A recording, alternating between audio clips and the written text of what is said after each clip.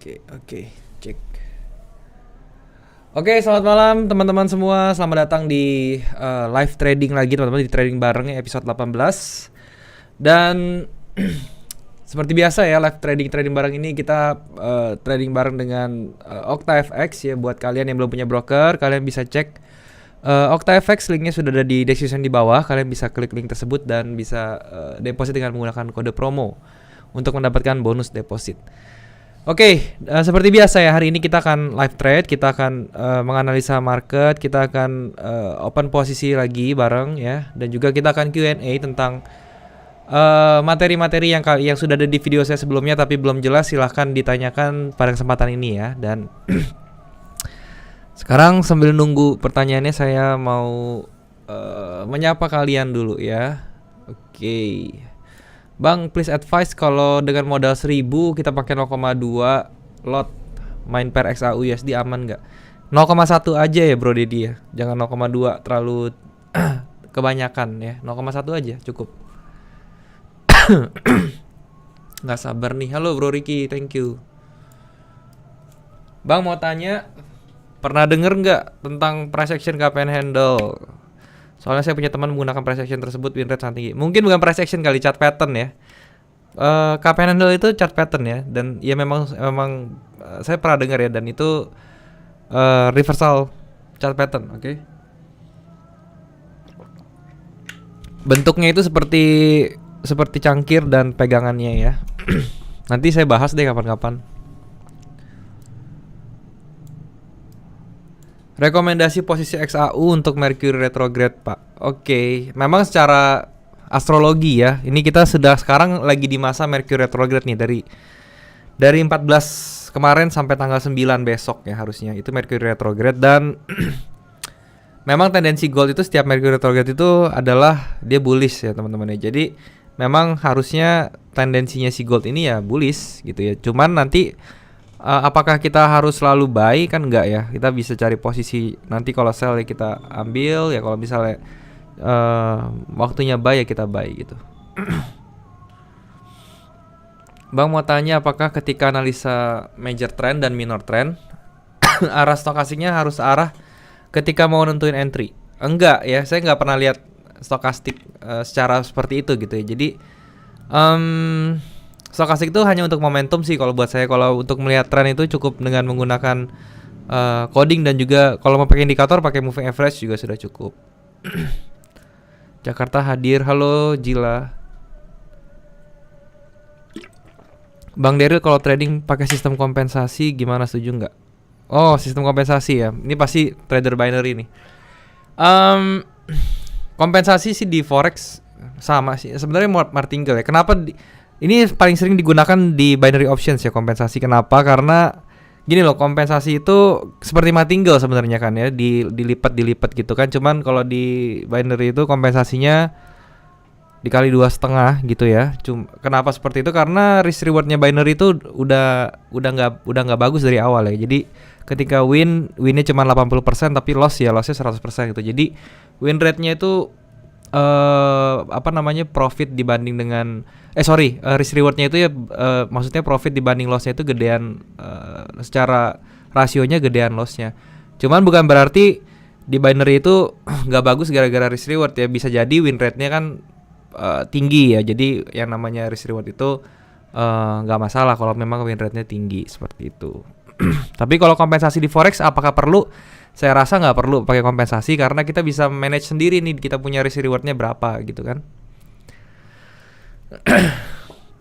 Malam Bang Daryl, thank you untuk edukasinya selama ini. Salam dari Gresik. Halo Bro Ervan dari Gresik, thank you sekali lagi. Manado, halo Manado Bro Edwin. Malam Bang, malam Bro Burhan. XAU USD, iya nanti kita bahas ya tentang XAU USD. Bang tolong live-nya sampai take profit dong. Waduh, berarti kita ini dong scalping ya, pakai M1 dan M5. Saya sih sebenarnya bisa aja sih kalau mau trading M1 M5, cuman kayak kayak nggak worth it sih ya. Mendingan kita tradingnya di M15 M30 gitu. Masalah dia TP atau enggak itu kan bisa dilihat sendiri nanti gitu ya, bisa diupdate segala macam. Pokoknya saya kasih strateginya kan di sini.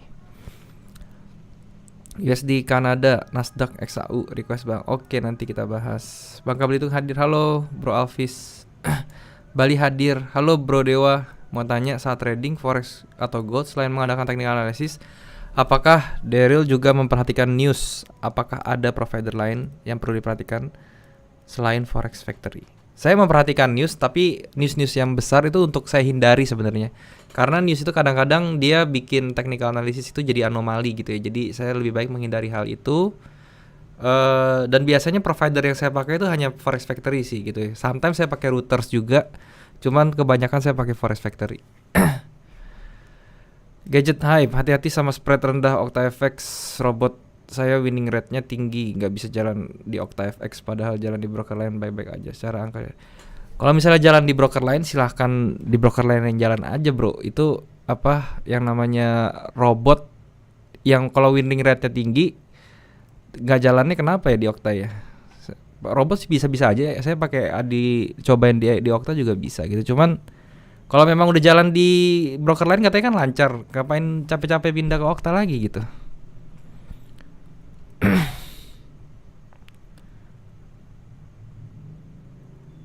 Oke, selamat malam Bang dari Tangerang hadir. Halo Bro Syahrul dari Tangerang. Bang dari request analisa EU, GU, Gold, AU. Oke, ini major pair semua nanti kita bahas ya. Minta settingan stokastik dong. Halo Ray, itu settingan stokastik saya 533. Oke.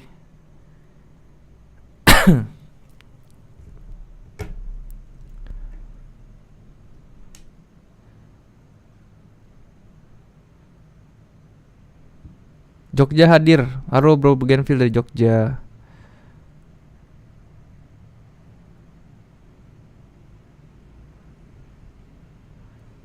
Bali hadir. Halo Bro Dava. Toronto hadir. Wow, Toronto.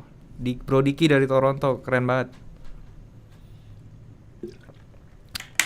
Mau nanya kalau Fibonacci bagusnya di time frame mungkin ya, bukan timeline ya. Time frame berapa liatnya? Bro Junto, untuk Fibo ya, itu kan sebenarnya alat ukur. Jadi kita mau pakai di time frame berapapun itu nggak masalah gitu, karena kegunaan atau fungsinya Fibo itu hanya sebagai alat ukur ya. Jadi kita bisa pakai di semua time frame. Bang, pendapat lu tentang GU yang M30-nya kebanting? Pendapat saya sih ini apa ya? Dilihat ya, ini apakah ada news ya di GU ini ya, mungkin newsnya yang berhubungan dengan USD atau berhubungan dengan GBP, mungkin dilihat ya ada news atau enggak gitu. Dan ini menurut saya kalau misalnya kebanting pun ya ini masih masih di dalam price actionnya gitu. Jadi dia di supportnya ini dia mantul lagi gitu kan ya. Ini hanya market behavior yang biasa sih menurut saya.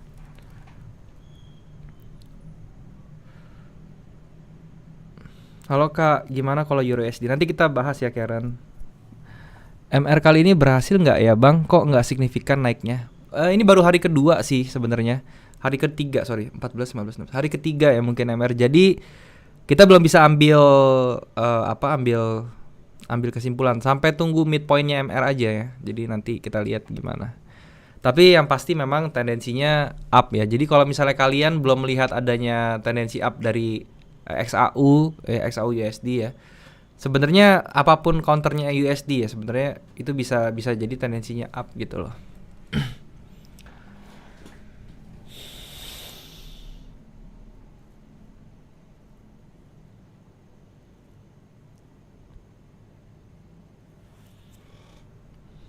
MR kali Bang, saya tadi saya loss dari 1000 ke 477. Kira-kira ada tips nggak buat balik ke 1000?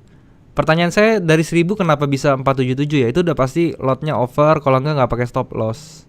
Saran saya mulai trading yang diatur ya. Jadi lotnya diatur, terus kemudian money manajemennya juga diatur seperti itu. Ya, stop lossnya juga diatur, risk manajemennya diatur. Bang, Euro USD gimana? Nanti kita bahas ya di Liana.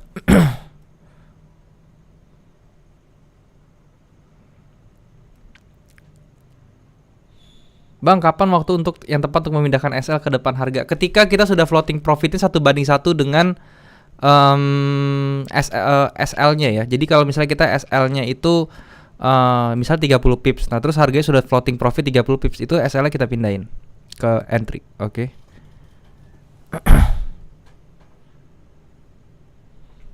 Ada advice buat yang lagi MC hari ini bang, kasih gue motivasi. Semua orang bisa MC ya. Saya pun pernah MC dan sering bahkan ya, karena MC itu apa ya? MC itu bukannya sesuatu yang memalukan sebenarnya, karena banyak orang yang tradingnya itu menggunakan full margin ya. Saya juga ada account full margin.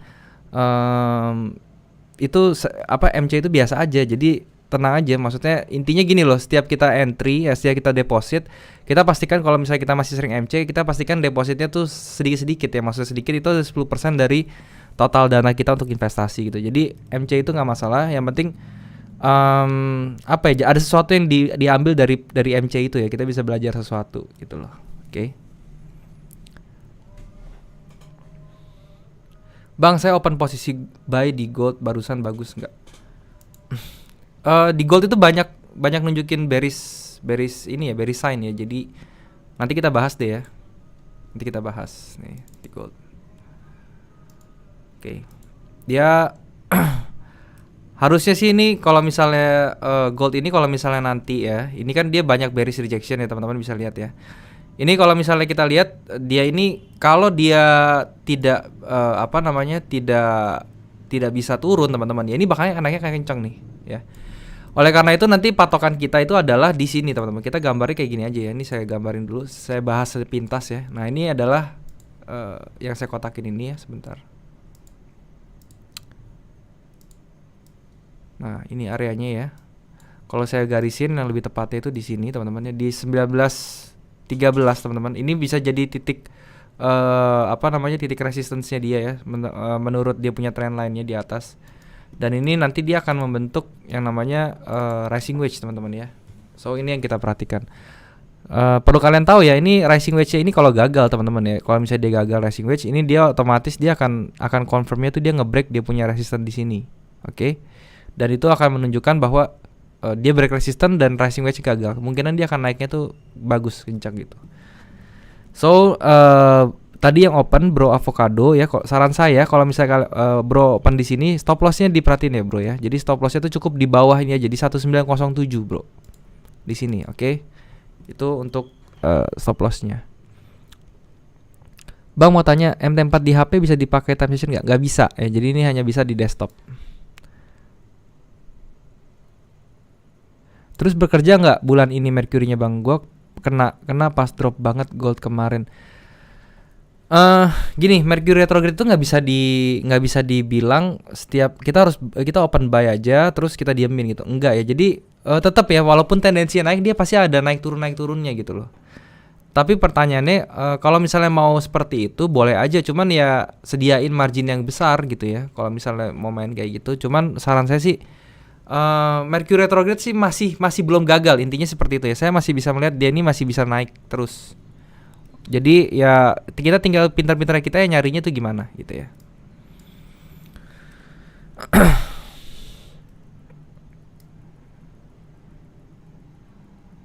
Halo Bang Deru, salam cuan. Halo Bro Andri, salam cuan juga Bro.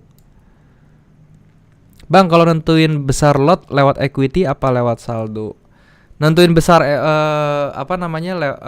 lotnya ya itu berdasarkan balance ya teman-teman. Saldo awalnya berapa? Kalau misalnya kita 1000, misalnya 1000 nih, terus kita willing setiap kali trade kita hilang 10% misalnya, berarti $100. Ya udah, berarti kita nentuin tuh lotnya tuh ya, lihat stop loss kita berapa. Stop loss kita 60 pips ya, baru diterjemahkan ke 60 pips itu diterjemahkan ke $100 tuh dapat berapa lot gitu ya. Jadi benar seperti itu.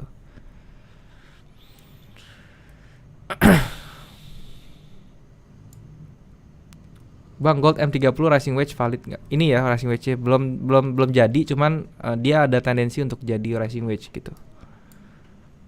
Bang, ciri-ciri liquidity pool apa ya? Coba kasih tahu contoh liquidity pool saat uptrend dan downtrend.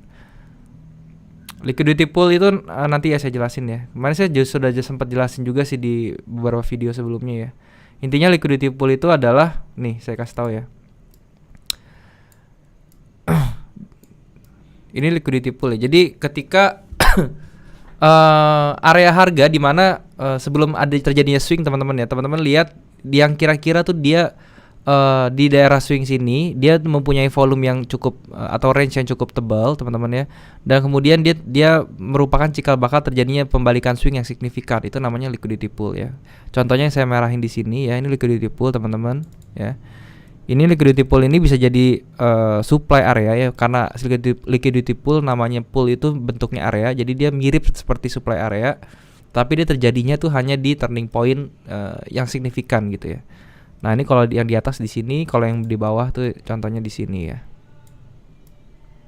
Nah sini, oke, seperti itu. Majalengka hadir, halo Majalengka. Palembang hadir, halo Nur dari Palembang. Sampit hadir, halo Bang dari Sampit ya, luar biasa.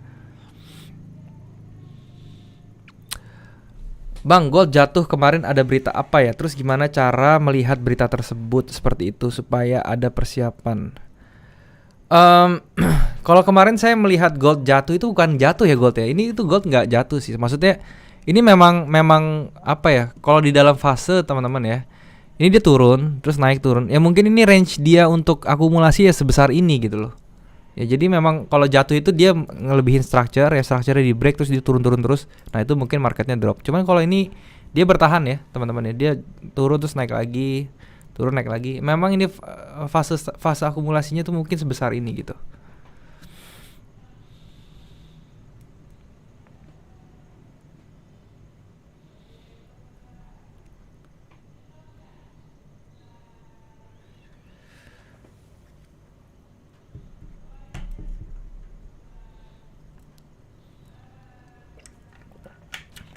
Malam Bang Daryl Cikarang hadir. Halo Bro Hanes. Thank you.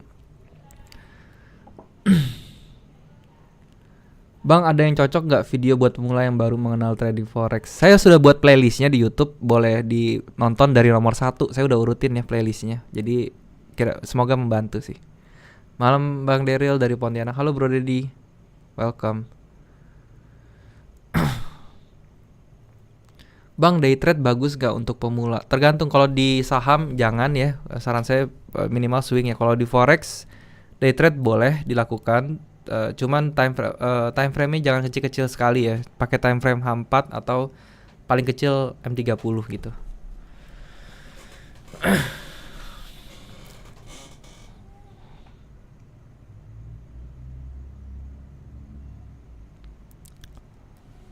Bang, mau nanya yang dasar, liquidity provider dapat untung dari mana? Dari margin ya. Jadi liquidity provider itu kan ngejamin kalian dengan margin ya. Mungkin dia dapat untung dari situ. Oke. Dan juga dari biaya-biaya transaksi mungkin ya.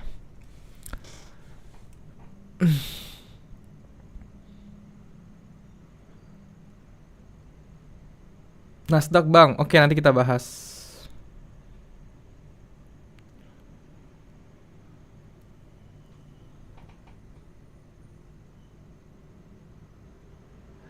Bang, GBP/USD tadi longsor, tiba-tiba diam 15 terus baik lagi, kena SL deh. Cara nantapin SL yang baik gimana? Dari structure-nya ya, kalau SL tuh dari structure-nya. Saya kasih contoh ya.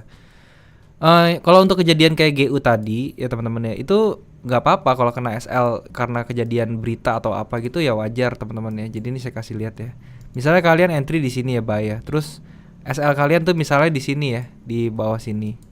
Oke. Karena kalian entry di sini, terus stop lossnya di bawahnya structure ini di bawah. Terus tiba-tiba dia turun nih, kena XL gitu ya, sampai bawah sini bahkan turunnya. Itu nggak apa-apa. Ini namanya kalau misalnya seperti itu kan kita nggak ada yang tahu yang namanya news atau apa gitu ya. Itu namanya ya justru ini precaution gitu. Dan masalah dia nanti balik lagi ke atas segala macam itu it's okay. Kan kalau misalnya dia SL di sini di bawah, terus dia menyentuh ke bawah gini kan, kita sebenarnya kita bisa buy di sini kan. Kalau misalnya kita emosinya tuh stabil ya, kita trading out of emotion. Jadi yang penting tuh trading itu ya nggak boleh pakai emosi sebenarnya. Jadi kalau ketika dia break kena stop loss di sini, sebenarnya kita bisa entry kan di sini. Tapi kebanyakan dari kita yang pemula baru mulai trading nggak akan entry nih kalau kita baru kena stop loss ini. Kenapa? Karena kita sudah takut gitu ya. Tapi kalau misalnya dia jatuh ke sini kan ini sebenarnya kena support gitu. Kenapa kita nggak entry maksudnya? Gitu kan? Jadi sebenarnya kalau kita SL di sini terus kita entry dari sini, malahan dapatnya itu profitnya baliknya lebih enak gitu.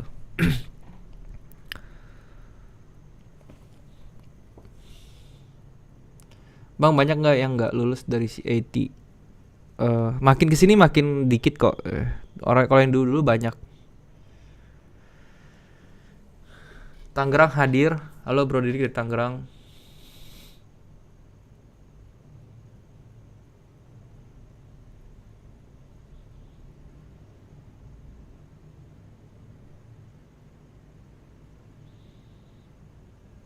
Bang, cara nentuin UFO. UFO tuh apa ya?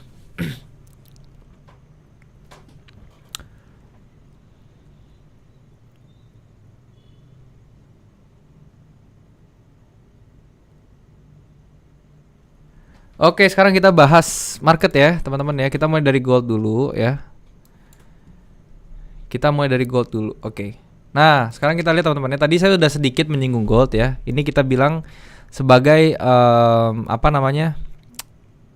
Titik yang menentukan teman-teman di sini ya. Jadi kalau kayak gini bagusnya apa? Kalau saya begini saya mendingan sell. Kenapa? Karena dia punya apa namanya? Dia punya price action tuh lebih condong untuk sell. Tapi ada strategi lain ya. Jadi gini loh. Oke, saya contohin ya. Saya akan sell dulu di sini.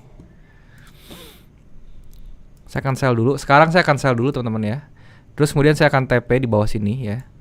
Saya akan stop loss di atas sini nih. Ya, ini reasonnya kenapa saya melakukan ini ya. Karena secara risk reward dia lebih bagus. Tetapi ada yang saya lakukan lagi ya teman-teman ya. Nah, yang saya lakukan apa? Ketika dia break di sini, saya tahu nih kalau dia break ke atas ini kan dia bakal naik ya teman-teman ya. Nah, ini di sini saya pasang buy stop. Ya, di sini saya akan pasang buy stop di atas sell saya. Gunanya apa ya? Buat mencegah aja. Jadi kalau dia memang kena SL saya kena, ya saya akan nge-buy nih ke atas gitu. Seperti itu teman-teman strateginya.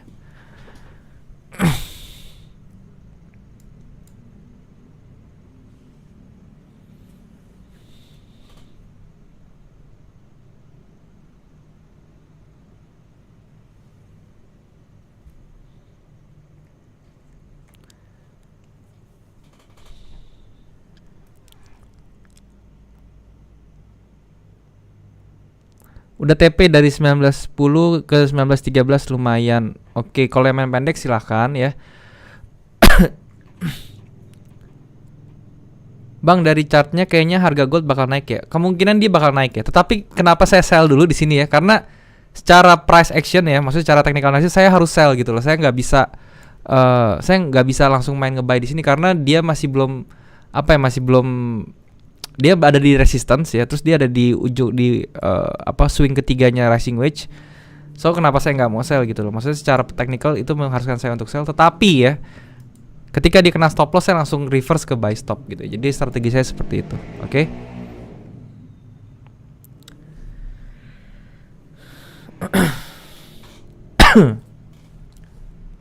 Kodaril, thanks ya buat rekomendasi buku yang technical analysis for mega profitnya punya Ediantong. Oke, sama-sama. Bagus bukunya memang yang Ediantong. Bang, Euro New Zealand. Oke, kita bahas major pair dulu. XAU seperti itu ya. Tadi gambarannya saya udah gambarin seperti itu. Kalau dari H4-nya ya, ini cenderung dia masih bisa bikin, ini cenderungnya dia mau bikin right shoulder ya, karena ini kan bentuknya ini udah head and shoulder yang ke atas gitu ya. Jadi dia masih ada tendensi untuk bikin right shoulder, cuman karena ini kita masih ada dalam biasnya si Mercury retrograde ya, berarti ini kita pengennya tuh dia naik. Sedangkan kalau misalnya kita lihat dari H4-nya secara candlenya pun ini sebenarnya bullish teman-teman ya. Bearish candlenya sudah habis dihajar bullishnya. Jadi kita sebenarnya tinggal tunggu dia retrace sedikit, habis itu dia naik lagi ke atas. Itu untuk si gold gitu ya. Nah, untuk sekarang saya mulai major pair yang pertama GBP USD gitu ya. Ini gimana? Untuk GU teman-teman ya, ini sama ya, dia kena supportnya terus dia sudah naik sekarang. Sekarang terus di M30-nya bagaimana? Di M30-nya dia selama masih berada dalam satu tekanan bearish ini teman-teman ya. Ini masih tendensinya masih terus untuk down ke bawah gitu. Jadi untuk sama, jadi di daerah sininya ya. Saya kasih lihat ini ada supply area teman-teman di sini ya. Jadi ini ketika dia kena masuk supply area di sini, ini ada rejection nih. Jadi selama dia di bawah si supply areanya ini tendensi untuk GU nih masih terus untuk ke bawah gitu ya.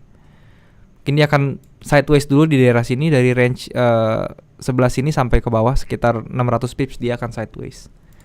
Itu untuk GU teman-teman ya. Nah kemudian Euro USD. Euro USD juga pembentukannya sama ya. Ini bisa dilihat teman-teman ya. Kalau kalian sudah nonton tentang supply and demand video saya gitu ya, kalian tahu ini area supply juga. Kena masuk area supply, dia reverse, kena rejection ke bawah. So ini mau reverse sampai mana? Target pertama sampai sini dulu ya. Kenapa? Karena di sini juga ada structure ya di sebelah sini. Jadi dia mungkin akan dipantulkan ke bawah, dia turun dulu ke bawah sini 20 pips, baru let's say itu nanti kita lihat dia mau kemana. Karena secara range-nya dia di mana areanya juga di bawah sini ya. Nah seperti ini.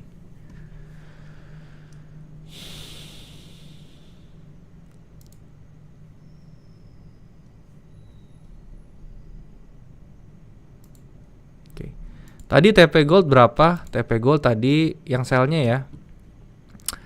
Yang sell-nya itu TP Gold-nya itu ada di 1902.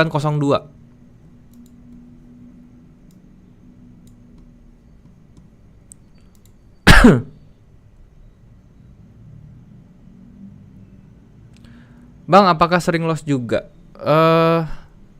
Kalau misalnya per trade sih pasti sering ya. Maksudnya loss sama profit itu adalah hal yang pasti kita temukan dalam trading setiap hari. Jadi nggak usah takut. Cuman yang kalian masih pikirkan adalah win rate-nya. Pertama, yang kedua risk reward-nya. Itu aja sih ya. Mercury retrograde itu maksudnya apa bang? Maksudnya Mercury retrograde itu adalah kejadian astrologi ya. Kejadian astrologi yang kita bisa gunakan untuk forecasting financial investing ya. Financial market seperti itu.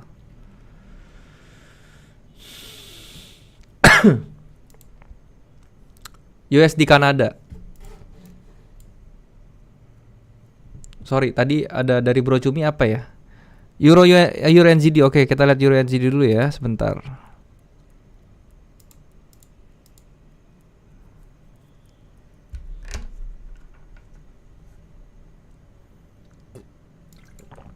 Euro NZD H4, oke. Bikin red shoulder. Kita lihat. Oke, betul.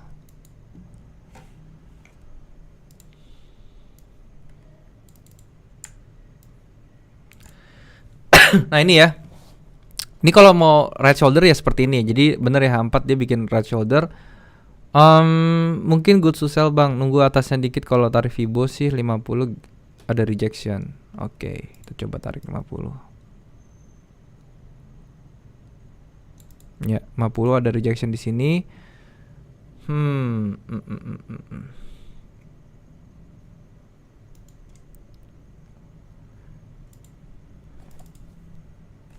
Kita gambar dulu pivotnya di mana.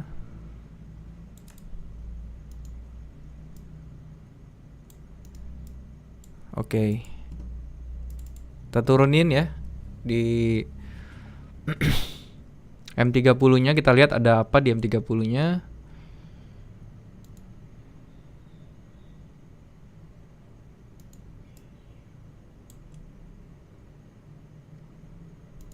Tuh 2, 3. Oke. Dari M30-nya ada hidden bearish ya, hidden bearish divergence di sini.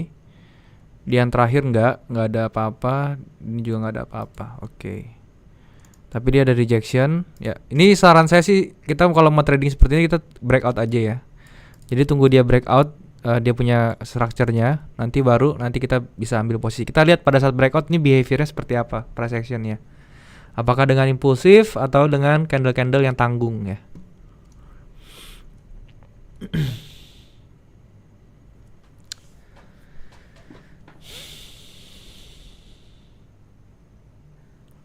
Semoga sukses terus bang, tambah edukasi di channelnya bang. Pasti ya, thank you Dian. USD Jepang Yen M30 HNS. Oke, kita lihat. Ya, ini HNS juga betul ya. Ini left shoulder-nya, ini right shoulder. Sekarang dia lagi ada di right shoulder. Ya. Oke. Ini juga boleh nih kalau mau sell ya kamu di USD Jepang Yen ya. Ini juga bagus buat di sell. Stop lossnya kecil sekali. Tapi sebenarnya ya kalau USD Jepang Yen bagusnya sell di daerah sini ya. Kalau kalian mau sell sekarang pun stop lossnya harus di atas ini loh, gitu ya. Jadi 1:1 nih. Kalau kita lihat dari H4-nya Oke, H4-nya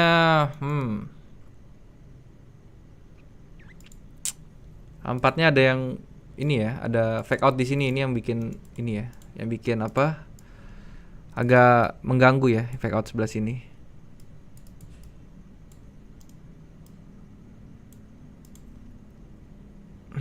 USD Jepang Yen bagus nih buat di sell ya.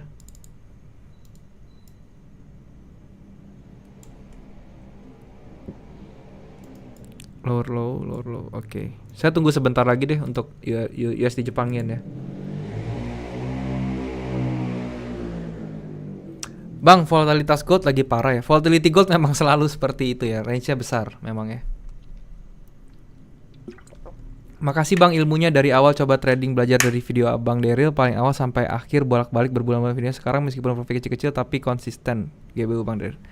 Thank you Bro Tobio, belajar terus jangan pernah nyerah. Nanti pelan-pelan pasti profitnya jadi gede. Thank you ya bro.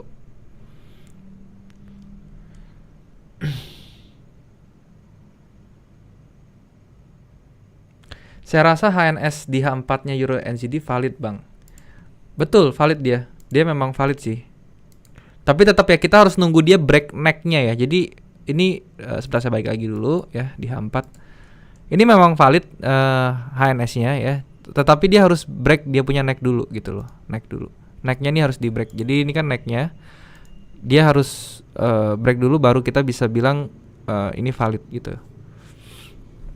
Sementara kalau misalnya dia nggak break neck-nya ya, ini kalau misalnya kita lihat dari situasi yang seperti ini ada inverse nih, ya inverse HNS yang kemungkinan dia kalau bisa break ke atas kan jadi HNS, inverse HNS ya jadi nih secara minornya gitu kan. Kalau kita turunin ke H1 nih, walaupun dia left shoulder sama right shouldernya pendek ya, tetapi dia masih simetris gitu. Jadi ini kalau jadi inverse masih bisa nih dia break ke atas neck-nya. Gitu. Euro Jepang Yen, oke. Ntar ya, tadi saya lihat USD Jepang ini gimana ya. Oke, tunggu dulu ya USD Jepang Yen-nya, saya belum untuk sell.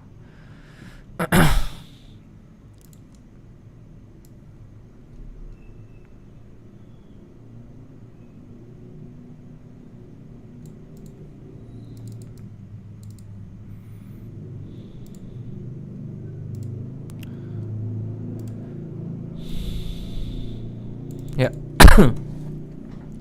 Euro Jepang Yen ya. Dia break trend line-nya, oke.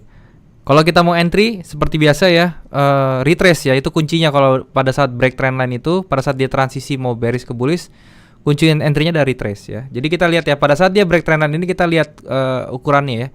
Di sini kita lihat dia punya high-nya, low-nya seperti apa. Nanti kita lihat di sini dia bikin higher high tentunya. Tunggu dia bikin lower low 1, bikin higher high lagi 1, baru kita bisa entry. Untuk Euro Jepang Yen seperti itu. Oke, jadi kalau memang secara trennya dia trend bearishnya sudah mau selesai karena dia sudah break nih. Dia punya trend line-nya. Tetapi kita jangan langsung entry dulu karena bisa jadi dia kena moving average 200-nya ini ya yang simple, terus dia balik dulu nih ke bawah, retrace koreksi dulu ke bawah.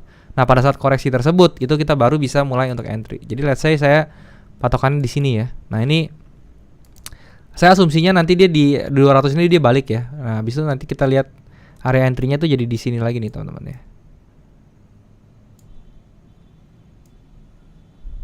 Di sini, oke.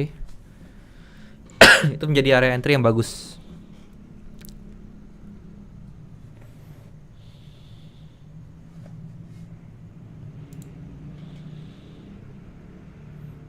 Mau share pengalaman bang, follow YouTube Bang Dery udah 6 bulanan, banyak pelajaran yang saya ambil, bisa profit konsisten, bisa sharing bantu-bantu yang lain juga untuk cuan. Thank you bro Cumi, thank you banget.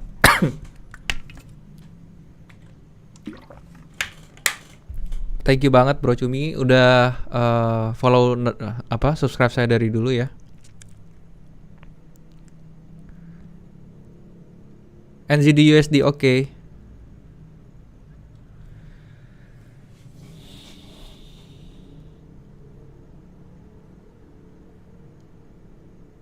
NZD USD.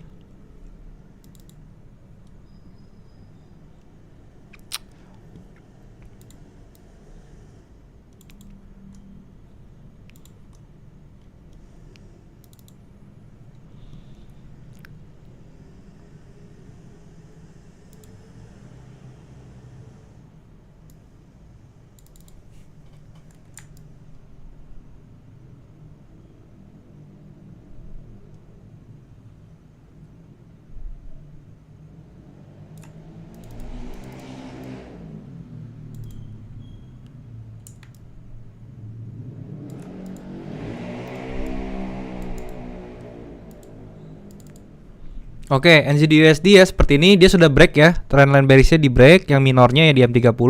Kemudian dia masuk kembali ke bullish channel-nya nih ya. Yang setelah dia sempat break ke bullish channel di break, dia bertahan di bawah tapi akhirnya sekarang masuk lagi.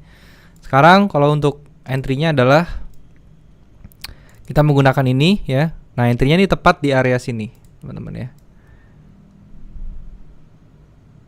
Ya, di area sini.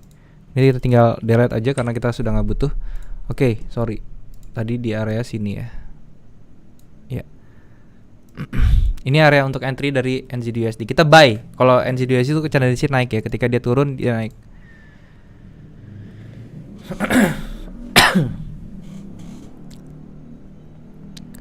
XAU.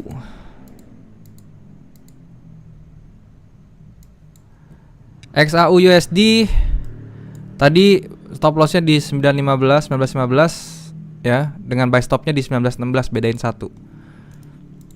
XAU udah profit ya. Nah, ini kalau kayak gini kan udah 1:1 nih saya punya itu ya. Stop loss dengan floating profit nih ya. Saya perhatiin ya teman-teman ya. Saya punya stop loss dengan floating profit ini sudah 1:1 ya. Jadi ini saya bisa naikin. saya bisa turunin ke BEP ya. Seperti ini ya.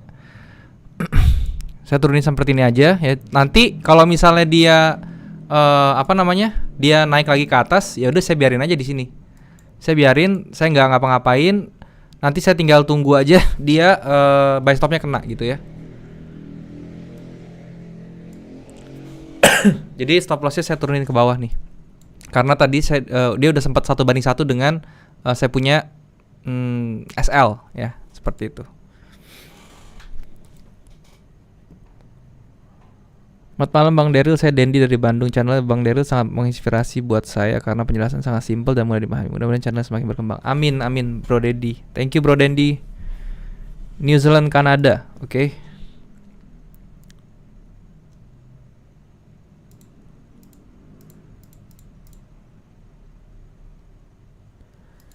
New Zealand, Kanada. Pair yang sangat saya jarang tradingin ya, ini ya.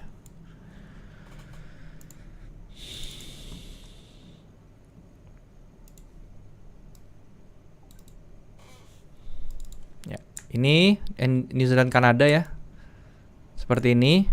Kita lihat M30-nya, kita cari sell ya. Kalau NZD Kanada kita cari sell. Oke, ini kayaknya sedikit ke sini. Ini saya nggak sell dulu. Kenapa? Karena saya tunggu momentum ya. Ini karena momentumnya masih di bullish nih teman-teman ya. Kenapa seperti itu? Walaupun dia sudah kena trend line di sini, tetapi momentum candlenya ini masih di bullish ya. Masih banyak candle hijau, candle merahnya belum keluar sama sekali. Jadi ini saya akan tunggu dulu ya. Saya akan tunggu sampai dia mungkin tunggu dia break di sini teman-teman ya. Sampai dia candle bearish-nya itu sudah terbentuk, sudah nge-form banyak gitu ya. Jadi dia sudah bearish-nya sudah ngumpulin power seperti itu. Tapi tendensinya NZD Kanada ini tetap ke bawah ya. Seperti itu.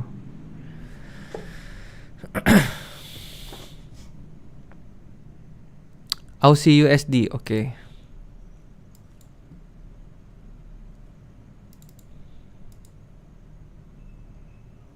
Aussie USD, teman-teman lihat ya, dia sudah break structure-nya di bawah dan dia bertahan di bawah sini. Mungkin dia lagi pause dulu teman-teman ya, tapi kita turunin ya. Dari H4-nya kita bisa ambil kesimpulan dia sudah break structure-nya dan dia sekarang sedang bergerak ke arah bawah. Jadi kita di M30-nya ini nggak cari alasan atau reason dia kita mau nge-sell tuh gimana ya. Sama ini seperti New Zealand Kanada tadi ya. Kita tunggu sampai dia punya bearish-nya itu, candle-nya itu impulsif teman-teman ya. Jadi kalau misalnya kalian mau spekulasi boleh. Ini kalian sell sekarang ya. Terus stop lossnya di atas moving average yang ini ya 90. Jadi sekitar 20 pips lah, 20 sampai 30 pips ya. Jadi untuk SL bisa di sekitar 0,711 itu boleh untuk SL-nya. Kalau mau entry sekarang ya. Dengan target atau TP-nya kalian bisa ambil dari sini ya. 1:1 tentunya kalian copy 1:1 begini. Nah, ini targetnya di area sini teman-teman ya, di 0,702. Seperti itu ya, itu untuk Aussie US dollar.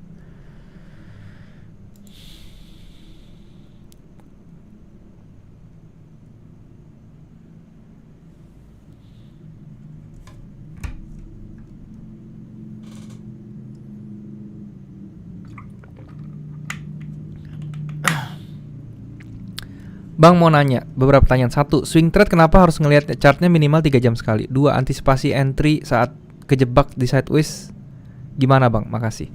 Oke, saya kasih tahu. Alasannya pertama, swing trade kenapa harus dicek 3 jam sekali ya? Karena yang namanya swing itu kan kita swing trade-nya ini dalam arti daily ya. Maksudnya dalam arti intraday. Dalam arti kita tradingnya di forex yang mana time frame-nya itu adalah 60%-nya intraday.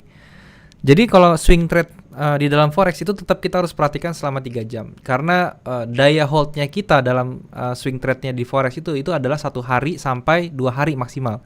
Jadi dengan gap seperti itu saya rasa 3 jam itu cukup untuk melihat market gitu ya. Kalau terlalu sering juga nggak bagus.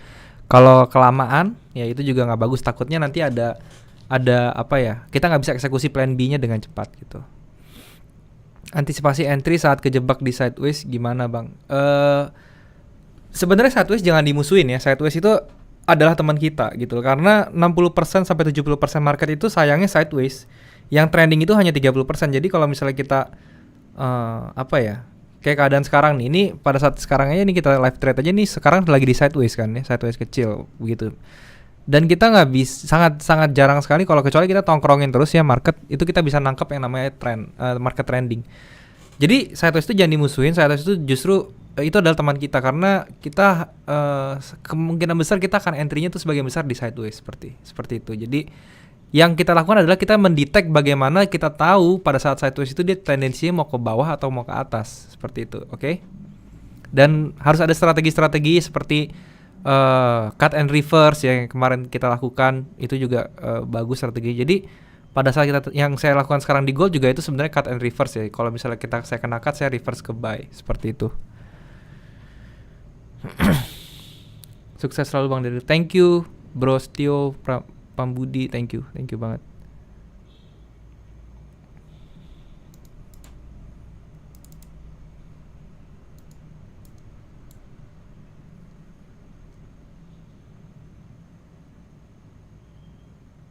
Bang, MA-nya berapa aja? Harus metode simpel atau eksponensial? Sekarang saya pakai 34 dan 90 teman-teman ya. Untuk eksponensial yang saya pakai adalah exponential moving average 34 ya, sama 90. Dan untuk yang di atas ini yang oranye ya saya pakai simple moving average 200 ya. Biasanya saya ada satu lagi yaitu adalah exponential moving average 21, cuman saya lagi nggak pakai. Kenapa? Karena marketnya ini lagi volatile sekali teman-teman ya. Jadi 21 itu percuma juga gitu, oke. Menu-menuin chart aja gitu.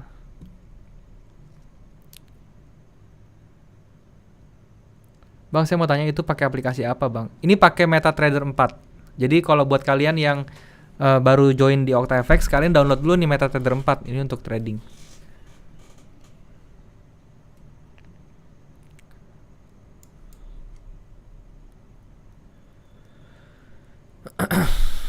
Oke.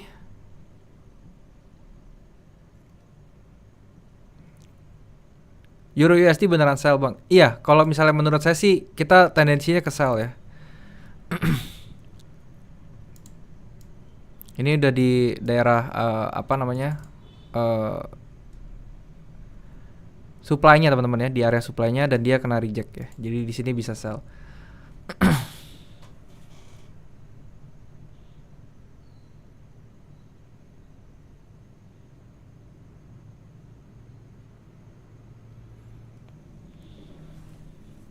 Aussie dollar, Aussie USD bukannya ascending triangle ya. Coba kita lihat ya. Di time frame berapa? Ascending triangle-nya.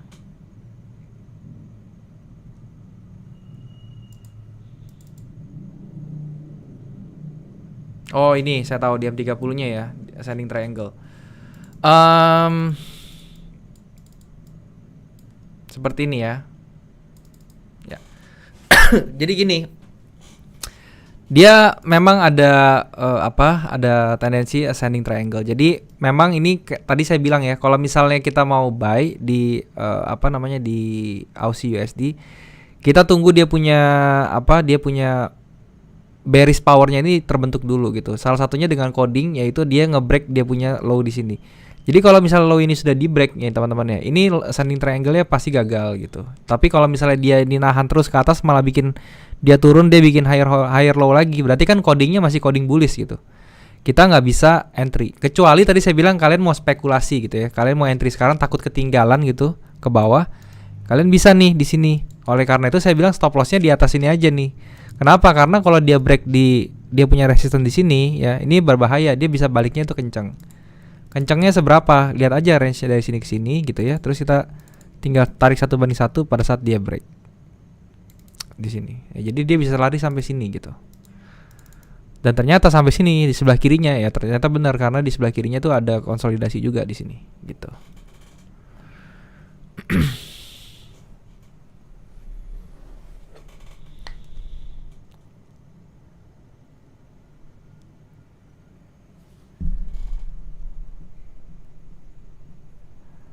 Bang, gold kena TPSL bisa buy limit? Bisa ya. Nanti kalau kamu mau buy limit boleh. Oke.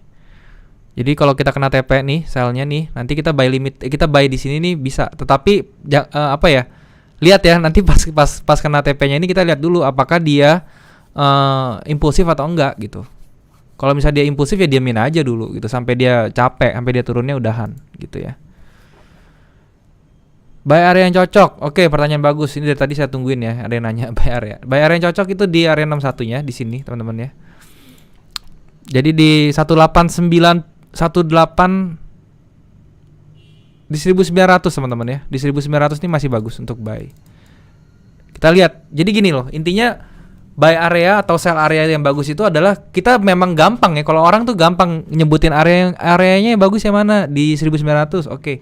Tetapi yang perlu diperhatikan adalah ketika harga itu sampai 1900 itu seperti apa. Itu yang paling penting. Jadi saya bisa aja nyebutin 1900 nih, tapi harus ingat pas dia nyampe 1900 tuh kita itu gimana behavior harganya gitu ya. Nasdaq.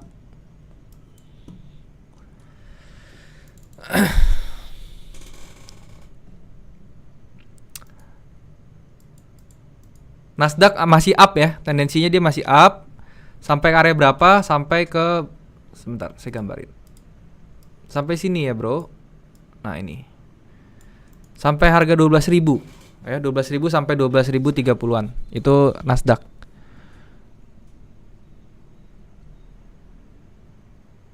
Bang, USD. Oh iya, USD Jepang yen. Thank you diingetin. Gimana tuh ya nasibnya? Oke, nah ini ya. Bener kan, saya nggak mau nungguin sell dulu tadi kan. Saya tungguin dia nyampe ke area ini ya, yang tadi saya bilang ya. Nah ini sekarang kita sudah di areanya. Di sini kalau kita mau sell, saya lihat dulu ya.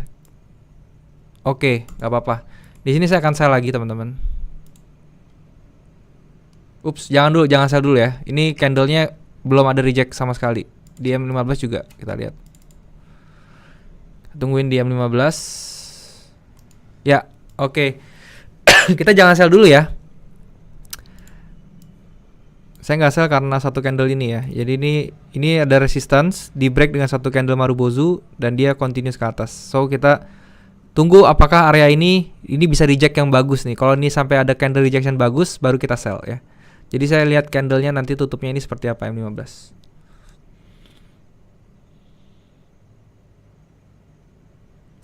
Kanada Jepang.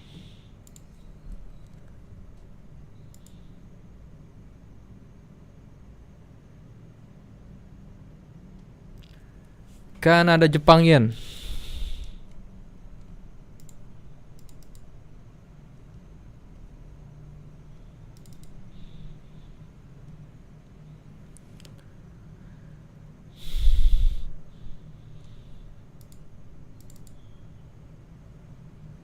Karena ada Jepangnya juga jangan sell dulu. Jangan sell dulu ya, tunggu dulu sebentar. Sama dia masih bullish, pressure-nya masih besar sekali. Euro USD dari review belum? Udah ya, bisa di back.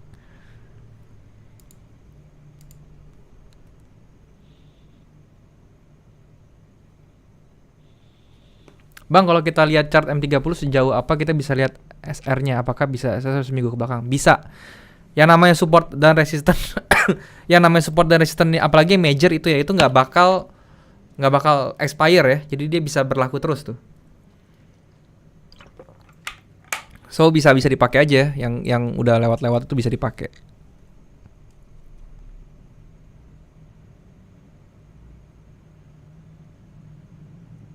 Euro GBP.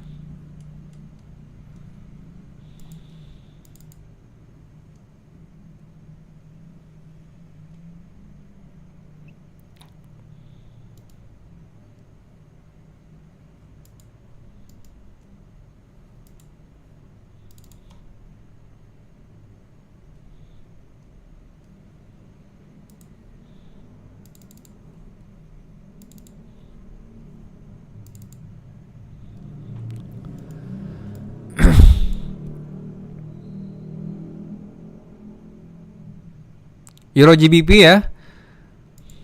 Ini kita bisa sell kalau misalnya dia bisa close di bawah sini ya. Jadi kita tunggu aja, sabar ya. Sabar kalau dia turun nih, kalau candle-nya turun close di bawah 0,90793. Kalau dia close di bawah itu kita bisa entry sell. Oke, untuk Euro GBP ya. Selama dia di atas nih, jangan sell dulu. Walaupun ini banyak rejection, hati-hati. Tetap ada satu candle bullish nih yang masih mau ngelawan ya.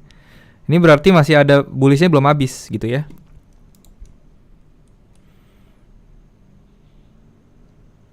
Last nanti cek USD Jepangin lagi. Iya, saya juga lagi nungguin.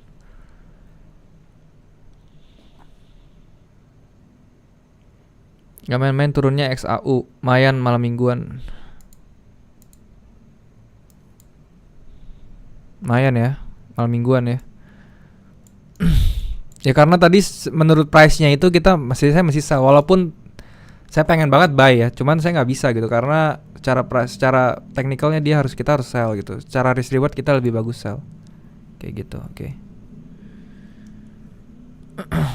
NZD Euro NZD coba saya lihat lagi ya tadi gimana.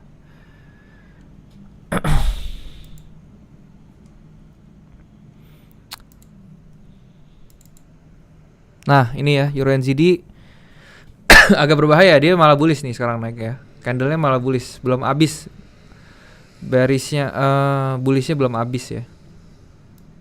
Jadi dia masih bisa up nih ke atas. GBP Aussie lagi H4 ada rising wedge. Oke, kita cek coba.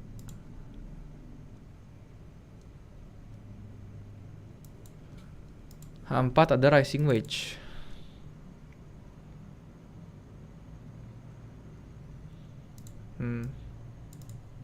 Mungkin ini ya yang dimaksud ya. Masih panjang perjalanan rising wedge, masih panjang ya bro. Ini baru wave kedua, kita lihat ya, top kedua maksudnya. Kita tunggu dia sampai ngeform sini, naik lagi baru turun gitu.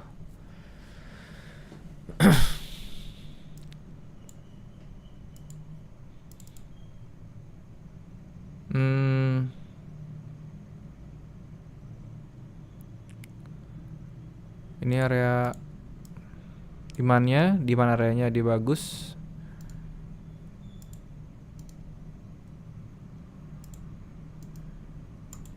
Oke. Beda channel sama rising wedge apa?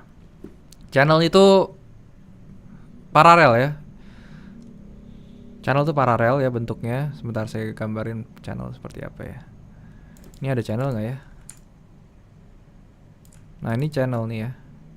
Channel tuh paralel ya, jadi garisnya tuh nggak ada yang miring, nggak ada yang apa, pokoknya sama ya, paralel. Tapi kalau rising wedge itu kan chart pattern ya.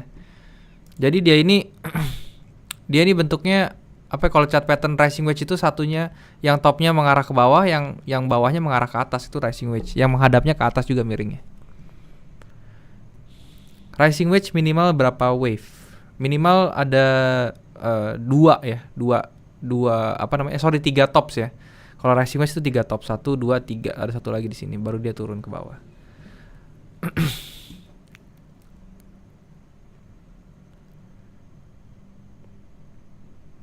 Saya Euro NZD sell limit bang 61,8 golden ratio.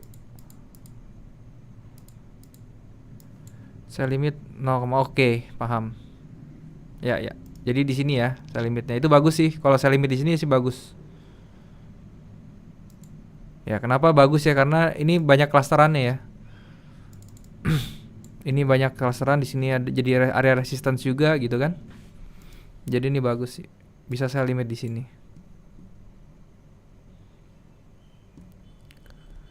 Euro CHF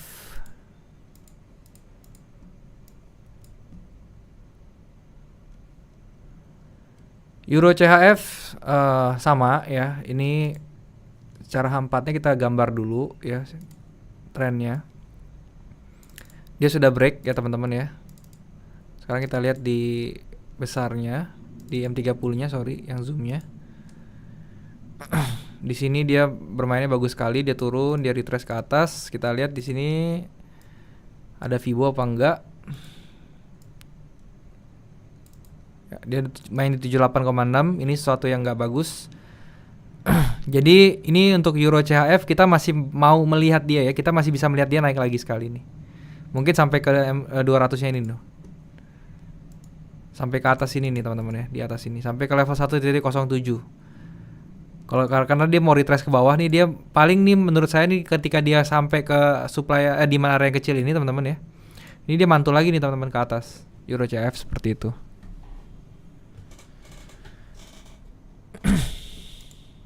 Oke, ini terakhir saya bahas lagi tentang USD Jepang Yen, oke. Ya, dia nunjukin rejection di sini ya. Ini sebentar lagi close. Oke, saya akan beranikan untuk sell aja ya, karena ya kenapa enggak, dia stop loss-nya juga kecil ya, cuma di atas ini ya, cuman sekitar 15 pips doang. TP saya lumayan ke bawah. Ya. Sini.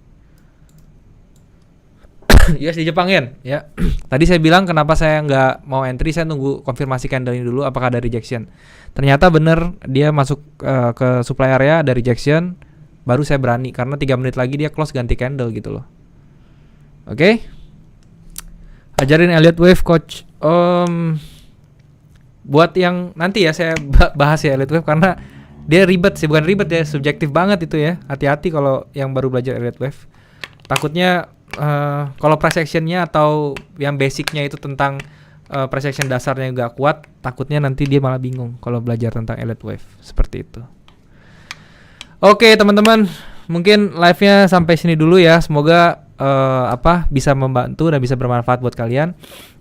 Buat kalian sekali lagi belum punya broker, kalian bisa join OctaFX, linknya sudah ada di description di bawah. Bisa daftar melalui link tersebut dan deposit dengan menggunakan kode promo untuk mendapatkan bonus deposit teman-teman ya. Dan buat yang nggak punya grup trading, join juga di grup trading gue di aplikasi Discord. Di situ ada orang-orang hebat, ada Bro Cumi juga, ada Bro Rafiski ya untuk forex. Gua nggak 24 jam di situ, tapi gue selalu pantau, tenang aja ya. Dan kalau misalnya kalian mau nanya-nanya, mention aja gue. Gue pasti akan bales dan gue pasti akan jawabin, terutama sehubungan dengan edukasi yang kalian belum ngerti di video-video gue gitu ya. Dan mohon maaf kalau misalnya ada kata-kata yang kurang mengenakan, semoga kalian